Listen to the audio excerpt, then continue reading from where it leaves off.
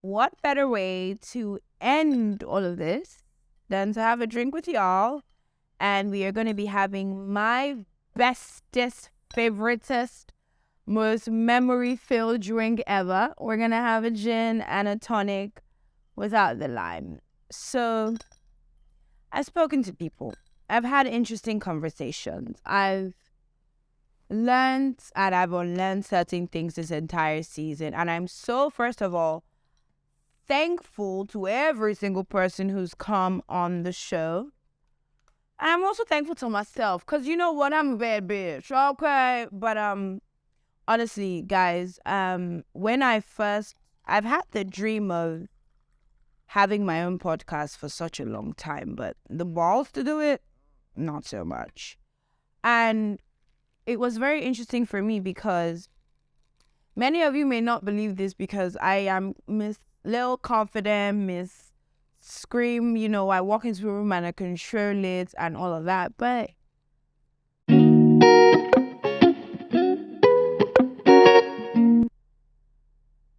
I struggled with imposter syndrome for quite a long time. From day one, from when I was a kid, I knew I wanted to do this. I knew I wanted to sit in front of the camera and just talk and vibe and everything. But along the line, I just lost me. Now, this is the most honest I've ever been. And what better way to do this than now? I hope somebody out there is going to be able to listen and feel like, they can relate. But I struggled, bruh. I would be at events and feel misplaced. I would get some opportunities and I will self-sabotage because I felt like I didn't deserve to have any of these opportunities. And what was really tragic about it is that I didn't know my worth until almost it was too late.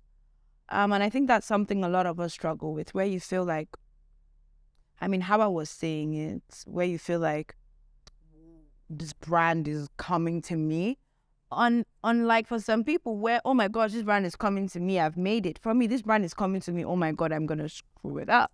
That's how my mind was processing. And the industries, there is Nollywood industries. I don't even know that's called Nollywood, Nigeria wood, whatever the hell it's called. It is hard. Guys, it's harder than passing gas on your very first date.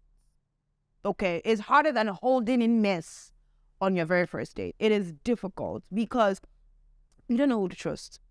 You don't know who's playing you for a fool. You don't know who's going to be a help or a subtraction to your plan.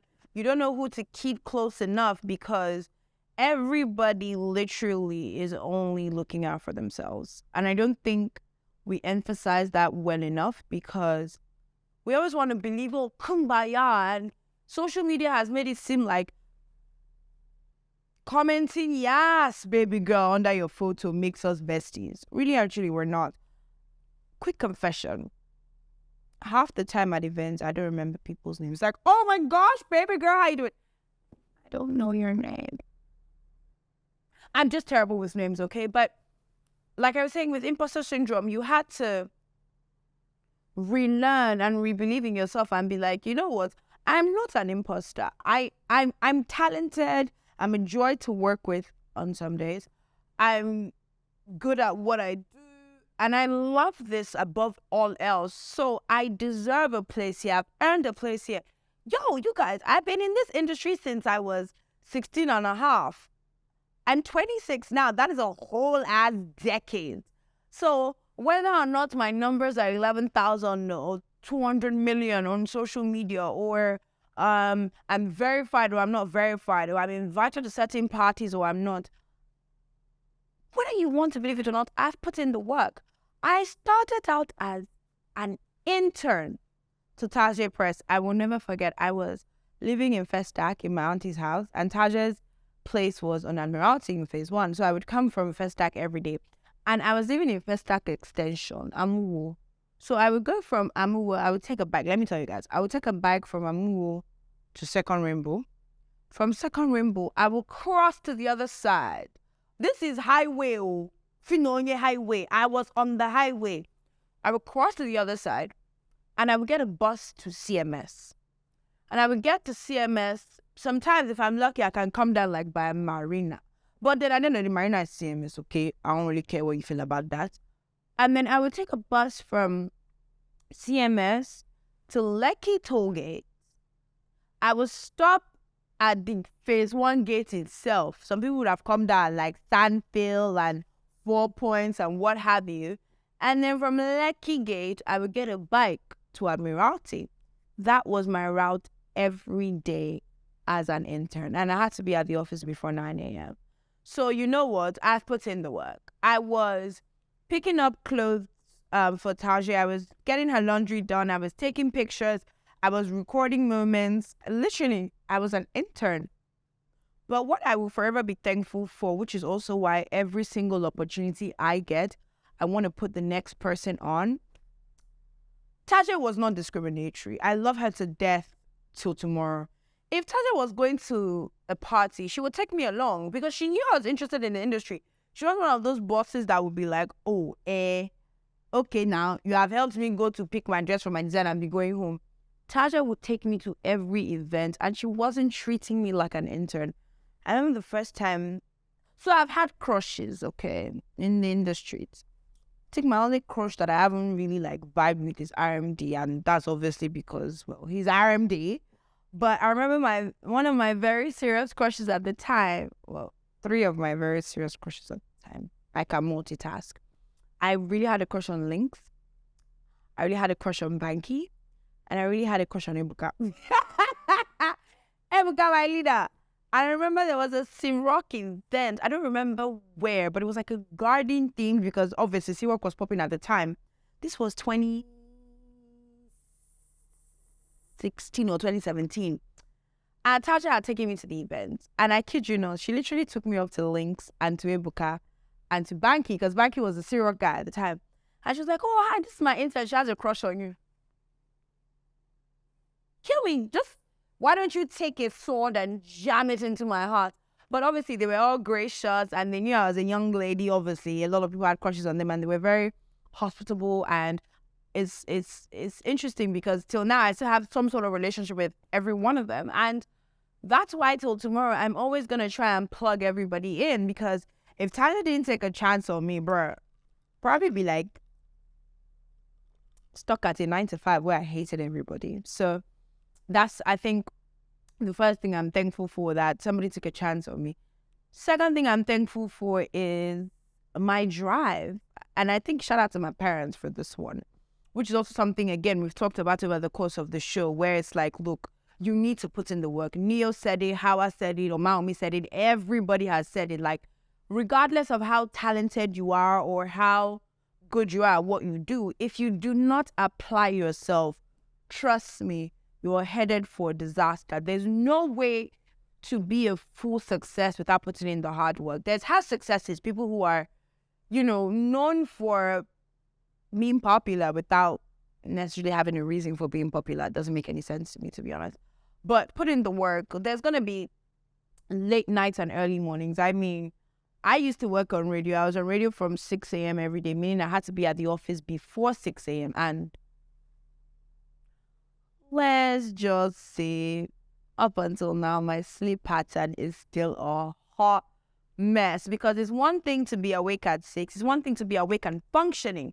Everybody sees radio. They're like, oh, yes, you're going to the event organized by this company and you're going to the premiere of that movie. You're going here and you're going there. But nobody puts into consideration the work that actually needs to be done. Well, I had so much information about people that I don't know stored in my head because I was on radio. It is unreal. Like, even these days, I don't know what's going on in, like, the industry, because I've left radio, so I completely, like, unplugged. Because, bro, I was knowing the color of Sawati's nails on a Tuesday because I had to talk about it on radio. Nobody talks about how much information you have to actually process. Every morning, I had to go through all the blogs, all the newspapers, everything to make sure I was on top of things. And with radio, your knowledge has to be as vast as possible. You have to know a little bit about everything because you're interviewing all kinds of people. I mean, I was lucky enough to be on a station that was very popular. A lot of people wanted to be on. So I got to interview quite a good number of people, politicians, architects, bankers, musicians, actors, actresses. I've interviewed everybody that all my crushes, I've met them. Now I'm never crushing on them again. It's so bad. I mean, I haven't met George Clooney yet, but he seems to be doing so well with Amal. I can't really put my foot in there. I'm still holding out for Brad Pitt though. I'm still gonna get him. I don't care what anybody says. I know I'm fucking a crazy person, which is pardon me. But yeah, with radio, you had to put in the work. You have to know a little bit about everything. You have to be able to carry a conversation. I don't think people take into consideration how hard it is. You're talking to a microphone in a studio that's probably empty, but everybody that's listening to you needs to feel like you're having a conversation with just them. Have you ever tried having a conversation with a million people? It's a bit difficult. And eventually for me, when it was time to leave radio, I left and I completely fell off the radar because I was so drained. I was so exhausted. I was so tired of pretending like I really was doing great when I wasn't really doing. Because another thing with radio is, if you like, maybe I've placed bet of 10 million 2 hours before your shift starts. Like Olisa would say, the moment you step into the door of the studio, everything else fails to matter. I remember I just found out somebody I was with was cheating on me at the beginning of my shift on radio. And I absolutely had to do a 6-hour shift with that knowledge in mind, while sounding like everything was absolutely perfect in my world. Yeah, that's another thing. Radio doesn't really allow you to express personal emotion. You have to be what people want to hear. I can't come on the radio and be like, this man is a bastard, he's a piece of shit. It's giving aggressive. You need to talk about everything and anything without necessarily letting whatever is going on in your personal life be a problem. That's another really difficult thing about radio. And what that taught me as well, looking back now and how I am in my life right now, is how to compartmentalize. I can be dealing with one thing but feeling another thing. I can be here but be there at the same time. So that's one thing I'm also thankful to radio for, is like, I know how to be going through something but not let that thing weigh me down. And that has helped so much in my life, because you know what? YOLO, life goes on, the show must go on. Whether or not it feels like everything is crumbling around you and everything, you have to push through. You have to push forward. You have to take that step. You have to be that person. And I would say another thing that has been very interesting to me is friendships in this industry. I'm going to tell you something. People ain't shit. There's some people that is the shit. There's some people that they I mean, I think a lot of people were surprised by the Hawa episode and how close we used to be, because it just seemed like we were worlds apart. But like, that's my road dog. I fucks with her heavy. Like everybody who's been on the show, I fucks with heavy. But it's also like in the industry, it's very difficult, especially for women, because everybody sees it as a competition. Oh, if she buys hair from this person, I must buy hair from that person. If she's wearing clothes from this brand, I must wear clothes from that brand. But like, everybody's journey is different. I always believe that also relationships, friendships, situationships, they're all transitional. Here's a little bit of piece of advice. Stop treating every friendship or relationship like it's going to last forever. Treat it as, you know what, for 6 months, 8 months, 4 years, 2 years, 1 year, we were on a journey together. But on that journey, there's always going to be a fork on the road. Left, right. We may have started the journey together, but it doesn't mean that at some point, our roads are not going to be split. The type of friendships I needed in university are not the types of friendships I need right now. And that's fine. It's okay to outgrow people and outgrow situations and outgrow relationships, because the one thing that is constant is change. Why do people get offended even on your behalf that you and somebody aren't friends anymore? As long as it's not beef or, oh, I hate you, you're a horrible person, I'm going to slander your name in public. It's okay to outgrow friendships. I mean, my best friend in uni, I remember when last I spoke to her, but we were tied as thieves in university, but we transitioned differently. She had a more regular life, and I had a spotlight life where I needed to be out a lot. I needed to be public with a lot of stuff, and we outgrew each other. It's the same thing with love. I will forever and ever and ever quote J-Lo when they asked her, oh, do you believe in one true love? She said no, because look, sis has been married like 400 times. But she said she doesn't believe in one true love because at different points in your life, you need a different type of love. In secondary school, I wanted me and my boo. I would draw hearts around our names and wear that shit to go lifestyle. May or may not have for a few weeks had a boyfriend in my videographer. Doesn't really matter. I don't think he's listening to me right now or he's ignoring me. I may or may not have my videographer at the moment. In uni, first year, it's like you want that. Me and my boo. I mean, I can't lie. In uni, you guys, I used my money to buy sweatshirts and printed man's name on top, and I was wearing it around. It doesn't get more depressing. It doesn't get more bloody ghetto than that. But that was the love I needed at the time. I needed the loud love. I needed, oh yeah, he's mine, I'm his. I belong to nobody. I'm worried there. But and then the older I grew, I realized it's not necessarily about the showy love. It's not necessarily about the out there love, the love that everybody sees. It's about the love that knows you. It's about staying true to yourself and finding somebody who you can be completely yourself with. But again, I wouldn't say I haven't loved all these different people I've mentioned in some capacity or the other when I was growing up. It's the same way you should look at friendships and relationships. Just like how I was saying, where she was like, I don't regret saying I love you to anybody. Me, I know they really talk first of all. I'm not mushy. I can be mushy with the right person. Shout out to the right person. But I'm not a mushy person. But I don't regret anything or anybody. Like, I feel like for so long, a lot of us have denied who we are, what we want, either out of fear, out of, oh, it's going to come off like I'm, asking for too much, or, who am I to, again, going back to imposter syndrome, who am I to feel like I deserve these things so I can get these things? Honey, you are the shit. You are the baddest bitch ever lived, like Olamide said. Yeah, I know I'm putting Olamide in the middle of this. This is so chaotic, but I hope you guys totally get what I'm talking about. But I think imposter syndrome is not something you should ever let weigh you down.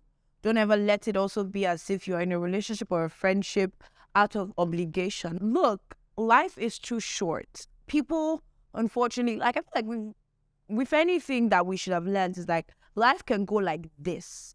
Do not ever let anything hold you back. Imposter syndrome, feeling like you're not enough, the wrong relationships that are not letting you grow out of them or function out of them.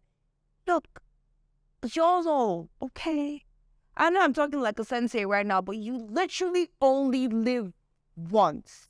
And don't ever let anything hold you back. I wanted to start this podcast years ago. I mean, before some of your faves even started their podcast. But we're not going to shade anybody on today's episode. I made that promise to myself.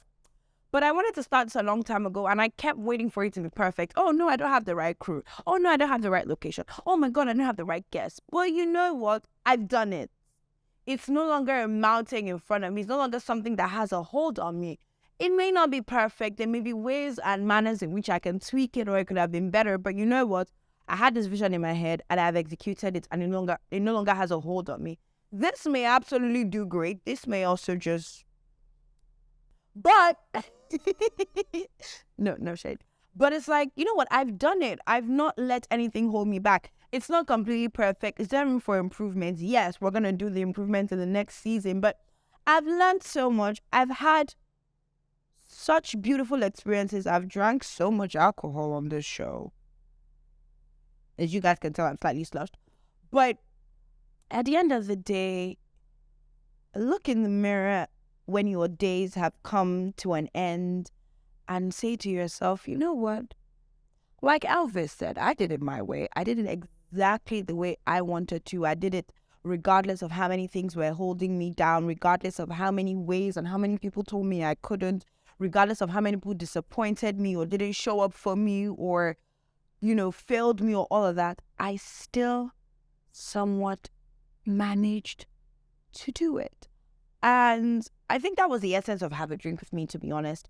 I wanted honest conversation. I wanted people to come and sit down and talk to me and enjoy themselves and not feel like, oh, it's an interview. So how long have you been pregnant for? Oh, when are you having your neck? No, just, I'm your friend. How are you, friend? Have a conversation with me. Be honest with me. Let's vibe. Because I feel like, again, there's so many sharks in the industry. There's so much, oh, I must top this person. This person is a competition. This person is above me. But really and truly, everybody's lane is very different. Everybody's journey to the finish line is very different. Some people are crawling. Some people are walking. Some people are going to start off running, but they're going to pick injury somewhere in between, and it's going to slow down their journey. But at the end of the day, the essence of it is to get to the finish line. Whether you're dragging yourself, whether you're on somebody's back, whether somebody is holding your hand, whether you're running solo, whether you're crawling, just move. Get to where you need to get to. Don't let anything ever hold you back. If anything, enjoy the ride. It's going to be up, it's going to be down, it's going to be tumultuous, but it's so rewarding at the end of the day. Look at Howard, look at Mommy, look at Neo. They put in the work. They said to themselves, you know what, I want this. Was it easy? Not so much. I mean, Howard had to leave home at an early age. Omaomi, well, we all know how our journey went. Neil just is blessed, is all I can say, because a lot of people who went on the platform he went on haven't done as well as he's doing, but he's been able to carve a niche for himself as the energy guy, the skateboard guy. And it's all about identifying who you are and going on your journey the best way you can, because you might be somebody that is into fashion, and fashion is your avenue to grow. But you are looking at somebody who's into maybe like kitchen stuff, and you want to model yourself around that person, but your niche is actually fashion. I'm going to leave you guys with this. A lot of people are jealous, not of what you have, but of how well you're you. I'm going to say that again. A lot of people are jealous not because of what you have or who you know or how much money is in your bank account or anything. They are most jealous of how well you are you, how confident you are in yourself, how beautiful you are, how you shine, how you walk into a room and without even trying, you're commanding the audience, how everything seems to just align for you, but they do not also know the work that is going on behind. They don't know the work that's going on internally. They don't know the amount of demons you are fighting every day, but they are jealous of that. They're jealous of how well put together that you are. They're jealous of how everybody seems to love you, because at the end of the day, you're pure, you're your own lane. You ain't really trying to be nobody but you. And you know what? Frankly, honestly, do you be a good person, be honest. Don't try to be in a lane that is not yours, because trust me, you're only setting yourself back multiple steps, because you will go on that journey that's for somebody else because you're trying to be who you're not. And then you will come back to ground zero and start your own journey. So how about have conversations with yourself? Love yourself to a point where if anybody's loving you any less, you're able to walk away. There are a lot of demons a lot of us are fighting from, like stuff our parents did wrong, to generational issues, to just shit that a lot of us are dealing with. But you know what? That is what gives the spice to your journey. It's just going to be a straight line. You need some small bad moves to just keep you out of line a little bit and, just stretch you a little. So it's not just one straight line. So enjoy yourself. Have honest conversations with yourself. Surround yourself with people. I know it's very difficult within the industry that I'm in, but find your niche. Surround yourself with people who genuinely, honestly care about you. People who want your best interest and are not self-serving. But even if they're self-serving, Let them be self-serving without trying to pull you down along the way. And just be amazing. I mean, it's so interesting to learn all the journeys I've learned in the last couple of episodes.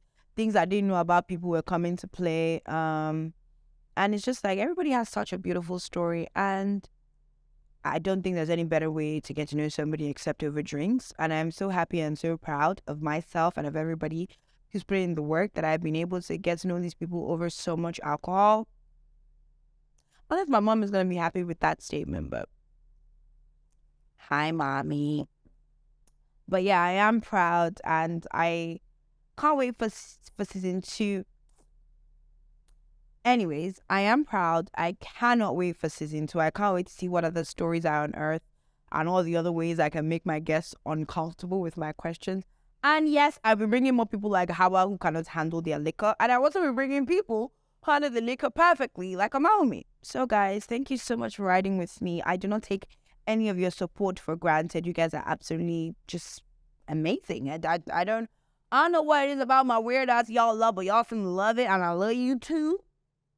That's my like Bronx accent. But this is like my New York. You guys just need to help me name these accents because I don't know. So I'm trying to do a British one, but I think I'm a bit too sash for it. But yeah, it's been wonderful having you guys on the show, and I can't wait for season 2. And I really, really honestly hope that you guys are here with me. Subscribe to the channel, all that good stuff, and I will see you in the next season.